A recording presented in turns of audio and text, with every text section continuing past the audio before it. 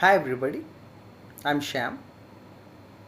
I would like to share with you a few things which have been bothering me for a long time since my college days, and I would like to share a few things with you which I am sure you would also have somewhere at the back of your mind, a few problems, if you can call a few evils around us.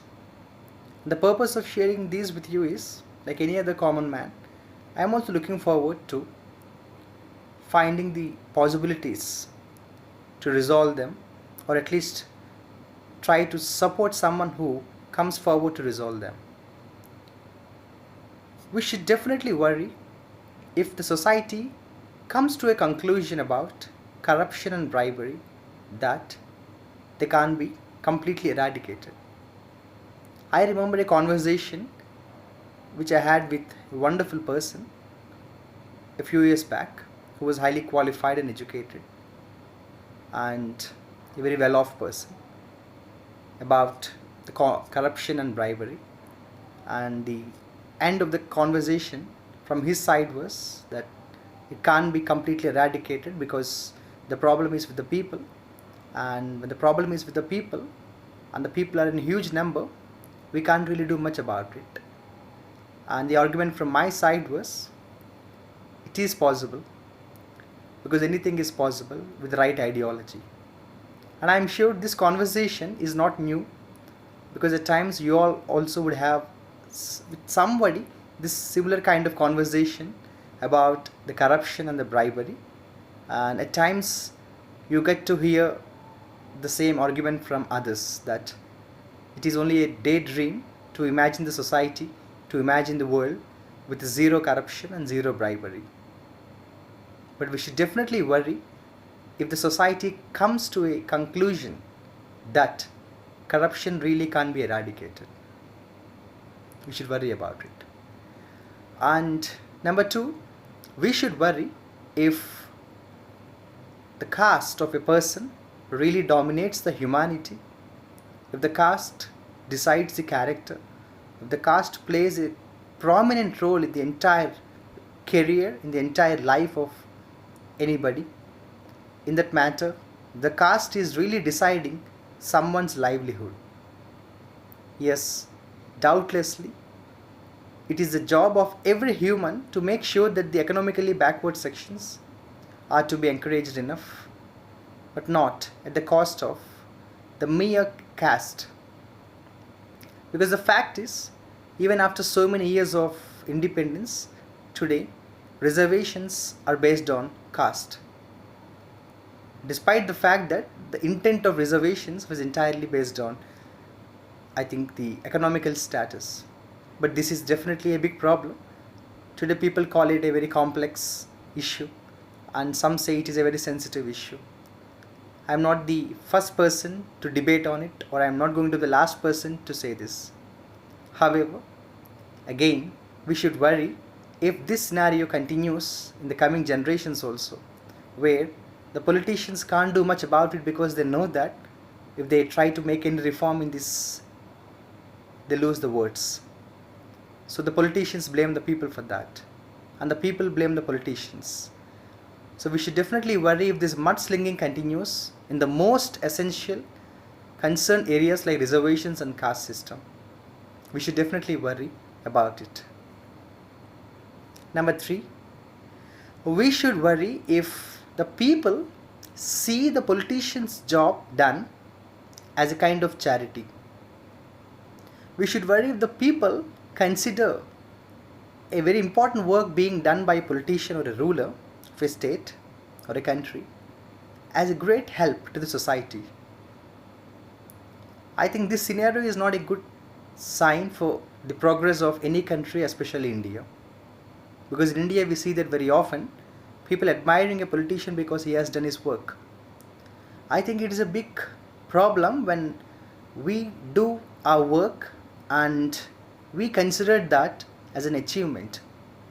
I think we should definitely worry about it when people really see the works being done by politicians as a great charity. Yes, no doubt, appreciation and admiration is always a part of our life, It is a big motivating factor.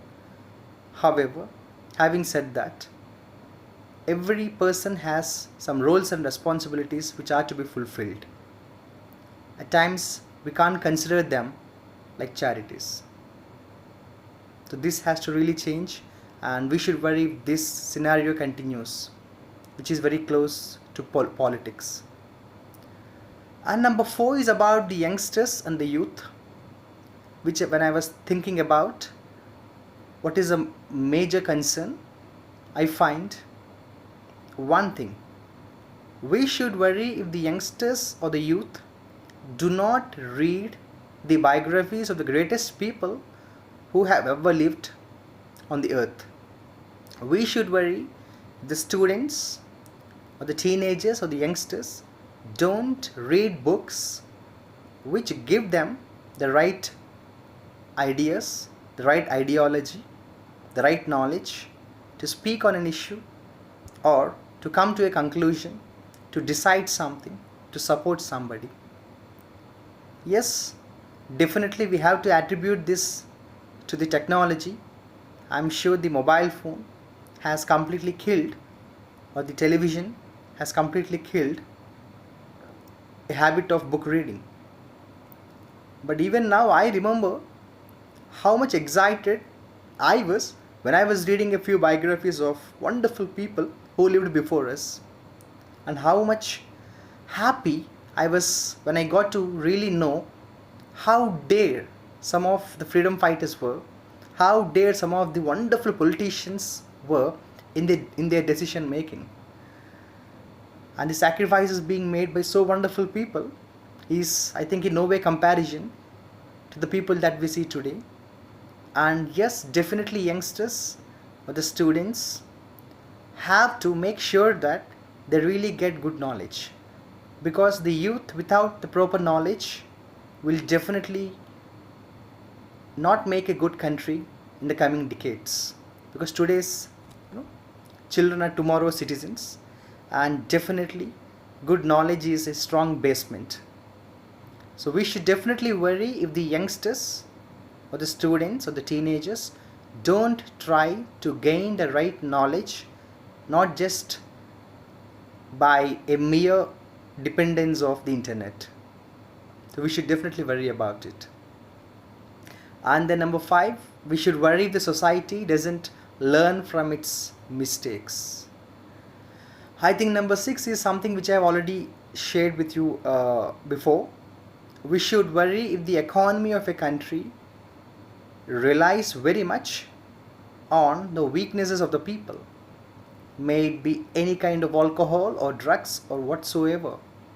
We should definitely worry if the progress of a country is based on the economy, which is in turn strongly based on, strongly dependent on pretty much the weaknesses of the people.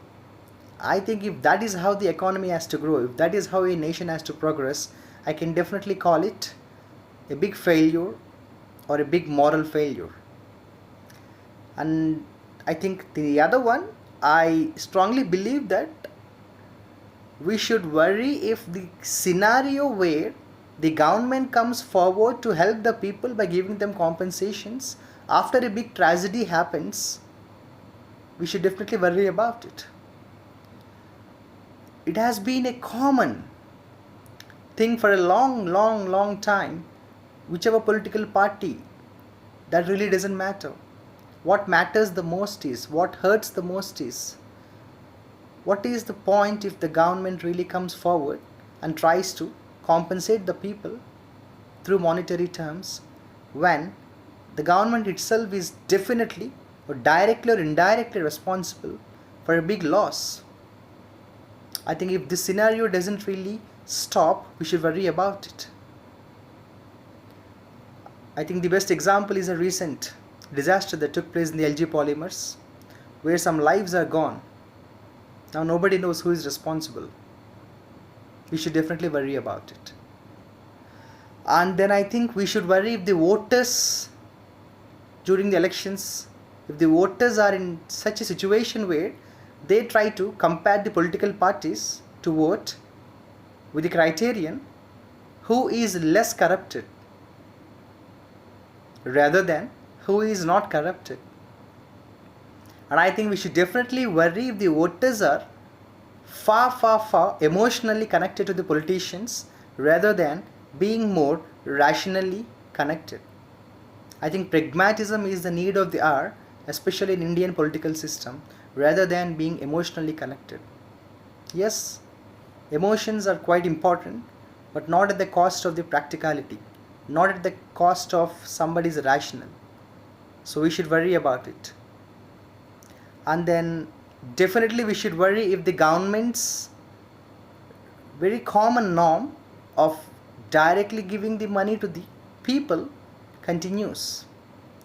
I'm sure if some of the people having some sound knowledge in economy are watching this video, they would definitely, I would welcome them to comment on this.